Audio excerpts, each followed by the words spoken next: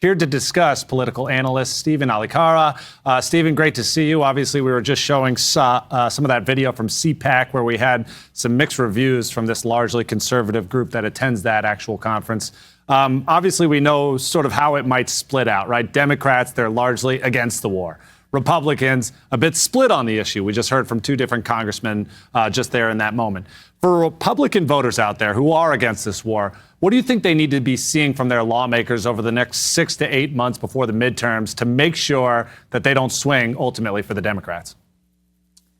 Well, I think particularly for young voters, that's the splintering you're seeing on display at CPAC and the GOP more broadly, because this new demographic of young voters that supported Trump in this past election were excited about Trump's anti-war politics, the whole idea that he would avoid getting America into these endless foreign entanglements. And so particularly for young voters, they want to see a clear timeline, and they definitely don't want to see boots on the ground. They're people their own age, their own peers being sent into a war where there might not be any end to it. So this splintering will go into hyperdrive if you see the Trump administration start to do those things. I don't know if you have a read based on some of these new reports that are coming out about possible escalations or more boots on the ground, the possibility that we're now entering the more dangerous phase of this war, which by all intents and purposes, we've been hearing from the White House is winding down. I don't know. What's your read on what you're seeing, what you're hearing, and how that might conflict with what the White House is saying? Well, I think the conflict you're seeing in the messaging in some ways is to be expected, because what needs to happen now, because it's getting so messy in Iran and the surrounding regions, is they actually need more troops in the region to be able to effectuate their plan. At the same time, the messaging you're seeing from the White House and from some Republican congressional leaders is trying to keep their base intact and unified around this issue. I think part of what we're seeing right now is just a belief of the American people that they don't want to see this type of war again, a repeat of the Iraq War. Right. And I think this is a 180-degree sort of reversal from the brand that Trump had as he rose into power. So I think you're going to continue to see that conflict because you have the realities on the ground and the politics that the administration is dealing with. Yeah, that's essentially what Congressman Kevin Kiley was alluding to and some of the wars that we saw in the early 2000s.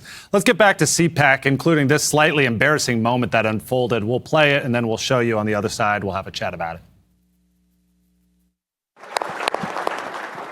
How many of you would like to see impeachment hearings? No, that was the wrong answer. Let me try it again. How many of you would like to see impeachment hearings? No. Man, they just could not figure it out in that moment. What do you think? Was the crowd a little confused by the way the host actually posed that question? Or is this maybe actually the truth coming out? These people really sharing their feelings and their underlying thoughts about how they feel about President Trump right now?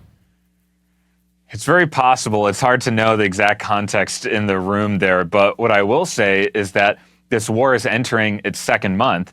And especially as you get to the second month mark of this war, it becomes more and more clear that it's unconstitutional. There's the War Powers Act that was passed after Vietnam that gives administration about 2 months of a wiggle room to launch an attack when there's an imminent threat on Americans. And even that is controversial. So I do think maybe some of the people in that room are responding to the fact that this is a repeat of the Iraq War and they don't want to see it again. And they think the administration is potentially abusing their war powers. Well, and look, it goes back to your original point, which is President Trump campaigned against ending all foreign wars, and it's essentially going against everything that he stood up on, stage after stage all throughout campaign season saying and doing something differently. Let's quickly get your thoughts on this. And by the way, Alex, yeah. It's not only that, he specifically spoke about the Iran war and key leaders in his administration, Tulsi Gabbard,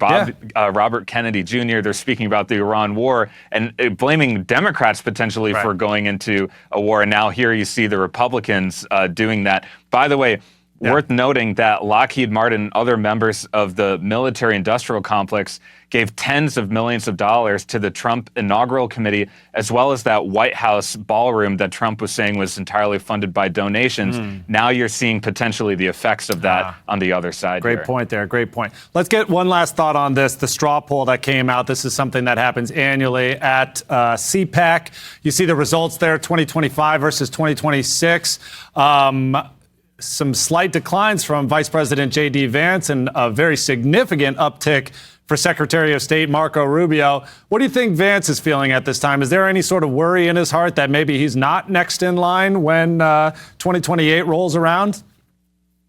I think that's right. My instinct has been that Rubio has been rising in his 2028 prospects. And I think with Vance, there's always been a lack of foundation behind his ability to truly succeed Trump. No, I've met J.D. Vance before, and he's really not a Trumpian figure. I think when you look a little bit closer, people are going to see some issues in terms of him being the successor. I also think that voters are seeing Marco Rubio as a little bit more of the adult in the room versus J.D. Vance, who's sort of playing pure politics, putting his finger to the wind.